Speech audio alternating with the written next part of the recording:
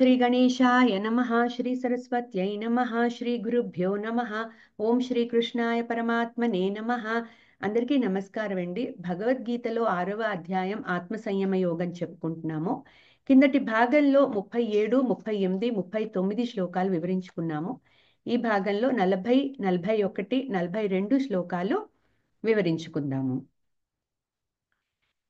కిందటి భాగంలో ధ్యానయోగ మార్గంలో శ్రద్ధతో ప్రయాణం మొదలుపెట్టి కూడా చంచలమైన మనస్సు కారణం వల్ల తగినంతగా పరిశ్రమించకపోయినా లేక ప్రారబ్ధము అయిపోయి మరణిస్తే ఒక సాధకుడు యోగ లక్ష్యాన్ని ఈ జన్మలో సాధించలేకపోవచ్చు. అటువంటి యోగి యొక్క గతి ఏంటి? యోగ మార్గం నుండి దారి తప్పిపోయిన వ్యక్తి భౌతిక మరియు ఆధ్యాత్మిక విజయాల రెండింటి నుండి భ్రష్టుడైపోతాడా? అతడు విడిపోయి చెదిరిన మేఘంలాగా ఉభయభ్రష్టుడై ఎటూ కాకుండా పోతాడా? అర్జునుడు తన యొక్క ఈ సందేహాన్ని భగవానుడిని నిశ్శేషంగా అంటే ఏమీ మిగల్చకుండా పూర్తిగా క్లారిటీతో నివృత్తి చేయమని కోరాడు. తన సందేహాన్ని శ్రీకృష్ణ పరమాత్మ ఒక్కడే సంపూర్ణంగా తీర్చగలడని తన ఆలోచనను వ్యక్తపరిచాడు. ఈ వచ్చే 40వ శ్లోకం నుంచి భగవానుడు తన సమాధానాన్ని మొదలు పెడుతున్నారు. చూద్దాము. మొదట 40వ శ్లోకం చదువుకుందాము, అర్థం తెలుసుకుందాము. శ్రీ భగవానువాచ పార్థ నైవేహ నాముత్ర వినాశస్తస్య విద్యతే నహి కళ్యాణకృత్ కశ్చిత్ దుర్గతిం తాత గచ్చతి. పార్థ నైవేహ నాముత్ర వినాశస్తస్య విద్యతే నహి కళ్యాణకృత్ కశ్చిత్ దుర్గతిం తాత గచ్చతి. ఈ శ్లోకంలో పదవిభజన చూద్దాము. పార్థ న ఏవ ఇహ న అముత్ర వినాశః తస్య విద్యతే న హి కళ్యాణకృత్ కశ్చిత్ దుర్గతిం తాత గచ్చతి. ఈ శ్లోకం యొక్క ఈ పదాల యొక్క అర్థాలు ముందు తెలుసుకుందాం. పార్థ, ఓ అర్జున, తస్య అటువంటి యోగికి అంటే ఎవరు? ఆధ్యాత్మిక మార్గంలో సిద్ధి పొందకుండా జారిపోయిన ఒక సాధకుడు. ఇహ అముత్ర, ఇహ అంటే ఈ లోకంలో, అముత్ర అంటే పైన పరలోకంలో కూడా, వినాశః న ఏవ విద్యతే అధోగతి లేనే లేదు. అంటే అతని విద్యకు విద్య వల్ల అంటే ఆ సాధన చేస్తున్న ఆ బ్రహ్మ విద్య కోసం ఆ సాధన ఏదైతే చేస్తున్నాడో అటువంటి విద్య చేసే ఆ సాధకుడికి అధోగతి లేనే లేదు. హి తాత, ఎందుకంటే ప్రియమిత్రమా, ఇక్కడ తాత అంటే అదొక సంబోధన. ప్రియమిత్రమా, కళ్యాణకృత్ కశ్చిత్ దుర్గతిం న గచ్చతి. భగవత్ ప్రాప్తి కోసం ప్రయత్నం చేసే ఏ ఒక్కడూ కూడా అధోగతి పొందడు. ఇక్కడ గచ్చతి అంటే మూవ్మెంట్ అన్నమాట, అంటే కదలడం. ఎట్లా మూవ్ అవుతాడు, ఎట్లా పయనిస్తాడు అంటే ఈ జీవుడు మరణించిన తర్వాత సోల్ ఏదైతే ఉంటుందో ఆ జీవుడు యొక్క గతి ఏంటి అంటే ఎట్లా ప్రయాణిస్తాడు. ఇక్కడ గచ్చతి అంటే ఆ గతి గురించి అడుగుతున్నాడు బేసిక్గా. సో ఈ ఈ శ్లోకం యొక్క తాత్పర్యం ఏంటంటే, ప్రియమిత్రమా పార్థ, ఆధ్యాత్మిక పథంలో అంటే ఆధ్యాత్మిక మార్గంలో సిద్ధి పొందకుండా యోగం నుంచి జారిపోయిన సాధకుడు ఈ లోకంలో కానీ పరలోకంలో కానీ చెడిపోడు. భగవత్ ప్రాప్తి కోసం ప్రయత్నం చేసేవాడు ఎన్నటికీ దుర్గతి పాలు కాడు అని చెప్తున్నారు. ఇక్కడ భగవానుడు ధ్యాన యోగంలో సిద్ధి పొందకుండా మరణించిన సాధకుడు అంటే అతను చేస్తూ చేస్తూ సాధన చేసేటప్పుడు ఏదో ఒక కారణం వల్ల ఆగిపోవచ్చు. తర్వాత క్రమేపీ అతను మరణిస్తాడు ఎలాగో. కానీ సాధన సరిగ్గా సాగుతున్నా కూడా మరణం వచ్చిందనుకోండి, ఏ రకంగా అయినా కూడా ఆ మరణం తప్పదు. సో ఆ మరణం వల్ల ఆ సిద్ధి అనేది పొందలేడు ఆ సాధకుడు. సో అట్లా మరణించిన సాధకుడు అధోగతి పాలవుతాడా అన్న అర్జునుడి సందేహానికి సమాధానం చెప్తున్నారు ఇప్పుడు ఈ శ్లోకంలో ఇక్కడి నుంచి. సో యోగ మార్గంలో ఎంతో కొంత ముందుకి సాగి మధ్యలో ఏదో ఒక కారణం చేత యోగ సాధన ఆగిపోయిన సాధకుడు యోగ ఫలితాలను పూర్తిగా అందుకోలేకపోవచ్చు. కానీ అతడు చేసిన యోగము వల్ల అధోగతి మాత్రం కాడు అనే ధైర్యాన్ని ఇస్తున్నారు. ఆ సాధకుడికి ఇహలోక సుఖాలు చెడిపోవు, అలాగే పరలోకంలో కూడా నరక ప్రాప్తి లాంటివి జరగవు. ఎందుకంటే ఆధ్యాత్మిక మార్గంలో భగవత్ ప్రాప్తి కోసం ప్రయత్నించే సాధకుడికి అధోకటి పట్టడము అనేది ఉండదు. కనుక ఆందోళన పడాల్సిన పని లేదు అని భరోసా ఇస్తున్నారు. చాలా మంది ఆధ్యాత్మిక సాధకులకు తమ పూజో లేకపోతే జపమో ధ్యానమో యోగమో ఏదైనా సరే మధ్యలో గనక ఆగిపోతే అది ఎదురుదెబ్బ తీస్తుందేమో అని తలచి అని అనుకుని భయపడుతూ ఉంటారు. అర్జునుడు కూడా అలాగే భయపడ్డాడు కాబట్టే ఈ క్వశ్చన్ అడిగాడు ఇప్పుడు. కానీ మామూలుగా కామ్యకర్మలలో భాగంగా అనుష్ఠానాలు చేసేవారికి ఇటువంటివి వర్తిస్తాయి. కానీ అంటే వాళ్ళు ఎక్కువ బాహ్య సాధనలకు అన్ని కట్టుబాట్లు ఉంటాయి, బాహ్యంగా చేస్తూ ఉంటారు కాబట్టి వాళ్ళకి కామ్య కర్మలలో భాగంగా ఇటువంటి కట్టుబాట్లన్నీ ఉంటాయి వాళ్ళకి. కానీ అంటే అవి సరిగ్గా చేయకపోతే వాటికి దుష్ఫలితాలు కూడా ఉంటాయి. సో ఇవన్నీ మన శాస్త్రాలలో చెప్పబడ్డాయి. అవి తెలుసుకోవచ్చు మనం, మన గురువులను అడుగో పెద్దలను అడుగో అవన్నీ మనం తెలుసుకోవచ్చు. కానీ అయితే అది కామ్య కర్మలకి. కానీ భగవానుడు భగవత్ ప్రాప్తి కోసం భక్తితో ఆధ్యాత్మిక సాధన చేసేవారు బాహ్యంగా సాధన కన్నా కూడా అంతర్సాధన ఎక్కువగా చేస్తారు. మరి ధ్యాన యోగం అంటే అదే కదా, అంతర్ముఖంగా మనం సాధన చేసుకుంటాం. సో ధ్యాన స్థితికి రావాలంటే ముందు కర్మయోగం చేస్తూ చిత్తము శుద్ధమి చేసుకోమని చెప్పారు. సో అట్లా చిత్తశుద్ధితో ధ్యాన యోగాల్లోకి ప్రవేశించిన సాధకుడికి ఇవన్నీ వర్తించవు అని చెప్తున్నారు. సో పూర్తిగా జ్ఞాన మార్గంలో ఉన్న వారికి కూడా ఇవి వర్తించవు. ఎందుకు వాళ్ళకు ఆల్రెడీ వాళ్ళు ఈ కర్మ మార్గం నుంచి హయ్యర్ లెవెల్కి వెళ్ళిపోయారు కాబట్టి వాళ్ళకు కూడా ఇటువంటి రూల్స్ అంటే కామ్య కర్మలకి ఏవైతే ఉంటాయో అవన్నీ ఈ ఇద్దరికి కూడా వర్తించవు. పైగా వాళ్ళ యోగ సాధనలో ఉన్నారు కాబట్టి వాళ్ళకి ఇవి అస్సలు వర్తించవు అని భగవానుడు భరోసా ఇస్తున్నారు. కానీ అదే ధ్యాన యోగంలో కొంచెం సాధన చేసిన ఆ సాధకుడికి తగ్గ ఫలితాలు ఉంటాయని చెప్తున్నారు. అధోగతి మాత్రం కాడు. మరణానంతరం ఆ జీవుడికి ఎటువంటి గతి పడుతుందో అన్న భయం అక్కర్లేదు అని చెప్తున్నారు. జీవించి ఉండగానే ఎంతో కొంత సాధన చేస్తే దానికి తగ్గట్టుగా ఆ సాధకుడికి ఆధ్యాత్మిక చింతన పెరగడమే కాకుండా మోక్ష దారిలో కూడా కొంచెం ప్రయాణం చేసిన వాడవుతాడు. అందుకే భగవానుడు అన్ని భయాలు వదిలిపెట్టి నిష్కామంగా కర్మలు చేస్తూ ఎంతో కొంత యోగ సాధన చేయమని చెప్తున్నారు. అంటే ఇప్పుడు మొదలుపెట్టిన సాధన ఆ మోక్ష మార్గంలోకి మన్ని వెళ్ళేటట్టుగా చేస్తోంది. లక్ష్యం మోక్షమే, కానీ ఎప్పటికి అది సిద్ధిస్తుంది అనేది మనకి తెలీదు. అది ఈ జన్మలో అవ్వచ్చు, లేకపోతే పై జన్మల్లో కూడా కావచ్చు. కాకపోతే ఇప్పుడు మొదలెట్టిన సాధన ఎంతవరకు మనం చేస్తామో అది ఉపయోగం లేకుండా పోదు. ఎందుకంటే ఇది మనకి పైన మళ్ళీ మనకు సాధన చేసుకోవడానికి వీలయ్యేటట్టుగా జన్మలు వస్తాయని వచ్చే శ్లోకాల్లో చెప్తున్నారు. అది చూద్దాము. సో సాధన తీవ్రతను బట్టి సాధకులకు మరణాంతరం ఎటువంటి ఫలితాలు వస్తాయో వచ్చే 2 శ్లోకాలలో చెప్తున్నారు. ఈ 2 శ్లోకాలు మనం కలిపి చదువుకుందాము. తాత్పర్యం కూడా కలిసే తెలుసుకుందాం. ఓకే. సో 41వ శ్లోకం. ప్రాప్య పుణ్యకృతాం లోకాన్ ఉషిత్వా శాశ్వతీ సమాహ శుచీనాం శ్రీమతాం గేహే యోగభ్రష్టోభిజాయతే. ప్రాప్య పుణ్యకృతాం లోకాన్ ఉషిత్వా శాశ్వతీ సమాహ శుచీనాం శ్రీమతాం గేహే యోగభ్రష్టోభిజాయతే. ఈ శ్లోకం యొక్క పద విభజన చూద్దాం. ప్రాప్య పుణ్యకృతాం లోకాన్ ఉషిత్వా శాశ్వతీ సమాహ శుచీనాం శ్రీమతాం గేహే యోగభ్రష్టః అభిజాయతే. ఇప్పుడు 42వ శ్లోకం చూద్దాం.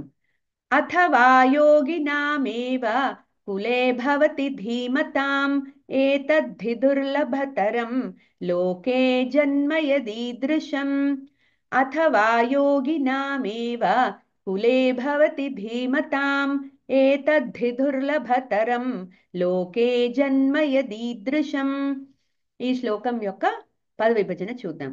అథవా యోగినాం ఏవ కులే భవతి ధీమతాం ఏతత్ హి దుర్లభతరం లోకే జన్మ యత్ ఈదృశం. ఈ రెండు శ్లోకాల యొక్క పదాలు ముందు తెలుసుకుందాం. ఏమంటున్నారు ఇక్కడ? యోగ భ్రష్ట, 41వ శ్లోకంలో ఉంది చూడండి. యోగ భ్రష్ట అంటే యోగ సాధన నుంచి జారిపోయిన సాధకుడు, అంటే మరణం వల్ల. సో ప్రాప్య పుణ్యకృతాం లోకాన్, ఇటువంటి సాధకుడు పుణ్యము చేసుకున్న వారి యొక్క లోకాలను పొంది ఉషిత్వా శాశ్వతీ సమాహ, అక్కడ అనేక సంవత్సరాలు నివసించి శుచీనాం శ్రీమతాం గేహే, సదాచార సంపన్నులైన ధనవంతుల ఇళ్లలో అభిజాయతే, పునర్జన్మ ఎత్తుతారు. అథవా, నెక్స్ట్ శ్లోకంలో అథవా అంటే లేకపోతే, భవతి ధీ మతాం, యోగభ్రష్టుడైన వారు, ఇక్కడ భవతి అంటే యోగభ్రష్టులైన వారు, జ్ఞానవంతులైన, ఇక్కడ ధీరులు అంటే జ్ఞానవంతులు, జ్ఞానవంతులైన యోగినాం ఏవ కులే, కులే అంటే వంశము. సో యోగుల యొక్క వంశంలో జన్మిస్తారట, జ్ఞానవంతులు యోగులు ఉన్న వంశంలో జన్మిస్తారు. లోకే జన్మ యత్ ఈదృశం, భూల భూ భూలోకంలో ఇటువంటి పుట్టుక ఏదైతే ఉందో, ఏతత్ హి దుర్లభతరం, పొందడం చాలా చాలా కష్టము. అది ఎందుకో తర్వాత చూద్దాం. సో తాత్పర్యం ఏంటంటే ఈ రెండు శ్లోకాలకి కలిపి చెప్పుకుందాం. యోగ భ్రష్టులైన వారు అంటే ఎవరైతే వాళ్ళు బతికుండగా యోగంలో సాఫల్యత సాధించలేకపోయారో వాళ్ళు పుణ్యలోకాలకు వెళ్తారు. అక్కడ చాలా కాలం నివసించినాక వారు తిరిగి భూలోకంలో సదాచార సంపన్నులైన ధనవంతుల కుటుంబంలో జన్మిస్తారు. లేదా ఎంతో కాలం యోగాభ్యాసం వలన వైరాగ్యం వృద్ధి చెందిన వారైతే, అంటే అటువంటి వాళ్ళు గనుక మరణిస్తే దివ్య జ్ఞాన సంపన్నుల కుటుంబంలో జన్మిస్తారు. భూలోకంలో ఇటువంటి జన్మ చాలా దుర్లభము అని చెప్తున్నారు. ఇక్కడ భగవానుడు నిష్కామ కర్మ చేస్తూ ధ్యానయోగంలో ప్రవేశించిన వారికి కూడా పుణ్యఫలం ఉంటుందని చెప్తున్నారు. ఆ సాధకుడు ఎంతవరకు సాధన చేశాడో అంత పుణ్యం అతడికి జమ అవుతుంది. దానివల్ల అతడు మరణించాక తన సాధనకు తగ్గట్టుగా పుణ్యలోకాలలో దేవతాది రూపాలలో జన్మిస్తాడు. అక్కడ చాలా కాలము సుఖాలు అనుభవించినాక మళ్ళీ మానవ లోకంలోకి వస్తాడు, మానవుడిగా మళ్ళీ జన్మిస్తాడు. అది కూడా సదాచార ధర్మపరాయణుల ఇళ్లలో జన్మిస్తాడు. దానివల్ల అతడి సాధన మళ్ళీ కొనసాగించే వీలు ఉంటుంది. ఎందుకు అంటే ధనవంతులు సంపన్నులు సదాచారుల ఇళ్లలో పుట్టడం వల్ల చిన్నప్పటి నుంచే ఆ సదాచారం ఏదైతే ఉందో వాళ్ళకి ఆ కల్చర్ అనేది చిన్నప్పటి నుంచే బిల్డ్ అవుతుంది. ఆ స్పిరిచువల్ కాంటెక్స్ట్ చిన్నప్పటి నుంచే బిల్డ్ అయిపోతుంది.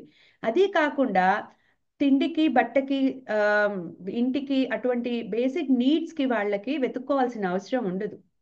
బేసిక్ నీడ్స్ అన్నీ తీరిపోతాయి. కాబట్టి మామూలుగా కూడా అంటూ ఉంటారు, స్పిరిచువల్ గా ఎదగాలి అంటే బేసిక్ నీడ్స్ అన్ని తీరిపోయిన వాళ్ళు స్పిరిచువల్ గురించి ఆలోచిస్తారు, లేని వాళ్ళు అక్కడక్కడే కొట్టుకుంటూ ఉంటారు. సో ఆ అవసరం లేకుండా ఇట్లా మంచిగా మంచి ఫ్యామిలీస్ లో పుట్టినప్పుడు డబ్బుకి దేనికి కూడా వెతుక్కోకుండా వాళ్ళ జీవనం సాగిపోతూ ఉంటుంది. ఎప్పుడైతే వాళ్ళకి ఎక్కడ ఆపారో, వాళ్ళ ప్రారంధం బట్టి ఎక్కడ ఆపారో వాళ్ళు అక్కడి నుంచి మళ్ళీ కొనసాగించుకుంటారు. ఆ స్పిరిచువల్ జర్నీ అనేది, ఆధ్యాత్మిక గతి మళ్ళీ మొదలు పడుతుంది వాళ్ళకి. ఇక్కడ భగవానుడు సో అలా కాకుండా ఇదొకటి. రెండోది ఏం చెప్తున్నారంటే, ఇది కొంత అంటే పూర్తిగా వైరాగ్యం రాకుండా కొంత సాధన మొదలు పెట్టిన వాళ్ళ గురించి చెప్పారు.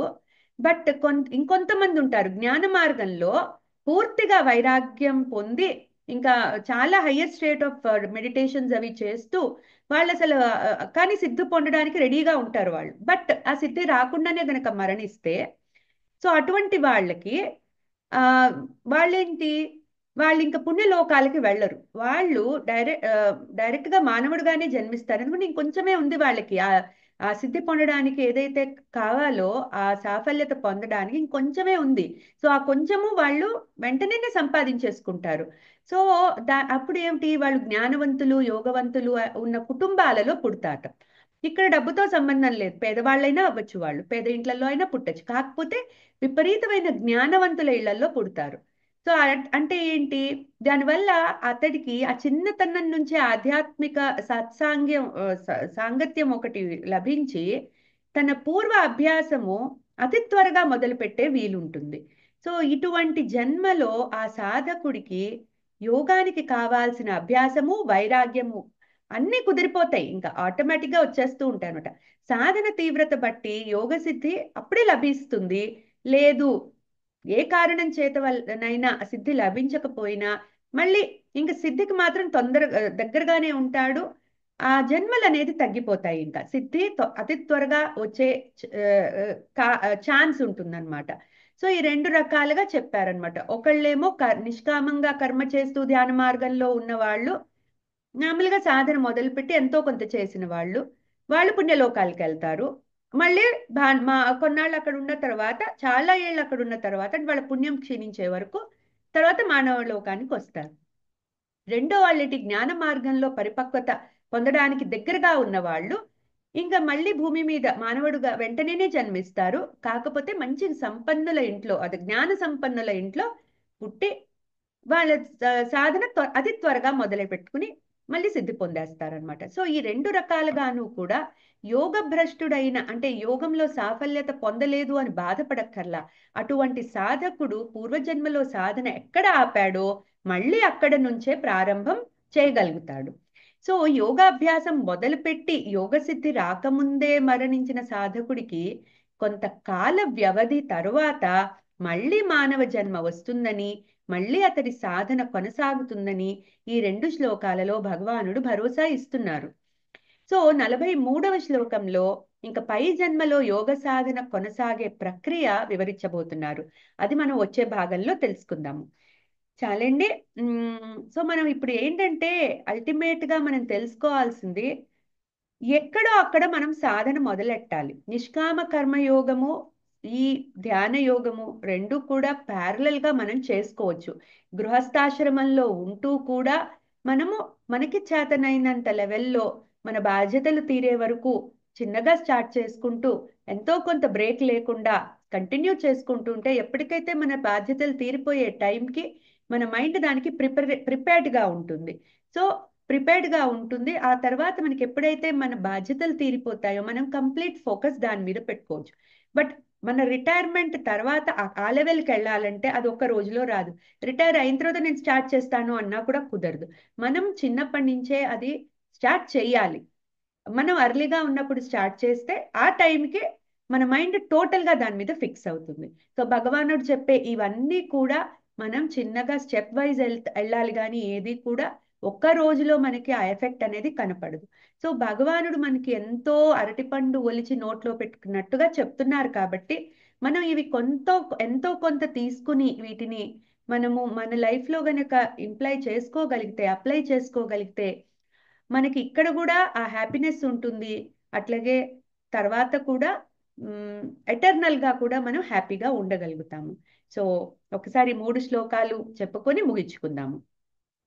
श्रीभगवानुवाच पार्थ नैवेह नामुत्र विनाशस्तस्य विद्यते न हि कल्याणकृत् कश्चित् दुर्गतिं तात गच्छति प्राप्य पुण्यकृतां लोकान् उषित्वा शाश्वतीः समाः शुचीनां श्रीमतां गेहे योगभ्रष्टोऽभिजायते अथवा योगिनामेव कुले भवति धीमताम् एतद्धि దుర్లభతరం లోకే జన్మ యదీదృశం. ఒక చిన్నదండి లాస్ట్ లో, ఈ ఈ జ్ఞానవంతుల ఇంట్లో పుడతారు, మళ్ళీ అది స్టార్ట్ చేస్తారు అక్కడి నుంచి అని చెప్పారు కదా. సో అటువంటి జన్మ చాలా దుర్లభం అని చెప్తున్నారు. ఎందుకంటే చాలా కొద్ది మందికి అలాంటి జన్మ వస్తుంది. ఎందుకంటే ముందు జన్మలో వాళ్ళ పరిపక్వత దగ్గరలో ఉండాలి కదా, ఈ జన్మ రావాలంటే అట్లా. ఇప్పుడు మనం ఫర్ ఎగ్జాంపుల్ శంకరాచార్యుల వారిని తీసుకోండి. 7 ఏళ్లకి ఆయన సన్యాసం స్వీకరించి ఆ మొత్తం ఆయన ఒక గురువుని వెతుక్కుని, హిమాలయాల దాకా వెళ్ళి ఒక గురువుని వెతుక్కుని 16 ఏళ్ళు వచ్చేసరికి అన్ని ఉపనిషత్తుల భాష్యాలు అలాగే ఇవన్నీ కూడా రచించి ఆయన అంతలా 32 ఏళ్లకి ఆయన జీవితం పరిపక్వత అయిపోయింది. అంటే అటువంటి వాళ్ళ గురించి ఇక్కడ చెప్తున్నారు. అది చాలా దుర్లభం అటువంటి జన్మలు. సో కాకపోతే ఏంటంటే అవి ఉంటాయి. వాళ్ళ పూర్వజన్మలో ఉన్న లెవెల్ ఆఫ్ పరిపక్వత బట్టి ఇవి వస్తూ ఉంటాయి. అలాగే రామకృష్ణ పరమహంస కూడా మనం అలాగే అనుకోవాలి, రమణ మహర్షి. సో మనకి తెలిసిన ఎగ్జాంపుల్సే అవి. సో అలాగే ఆ సాధన బట్టే అలాంటి జన్మలు వస్తాయన్నమాట. ఇది మాత్రం మనం గుర్తుపెట్టుకోవాలి. చాలండి. జ్ఞానానందమయం దేవం నిర్మల స్ఫటికాకృతిం ఆధారం సర్వ విద్యానాం హయగ్రీవముపాస్మహే. ఏతత్ ఫలం శ్రీ సద్గురు దివ్య చరణారవిందార్పణమస్తు. సర్వం శ్రీకృష్ణార్పణమస్తు. చాలండి. ధన్యవాదాలు.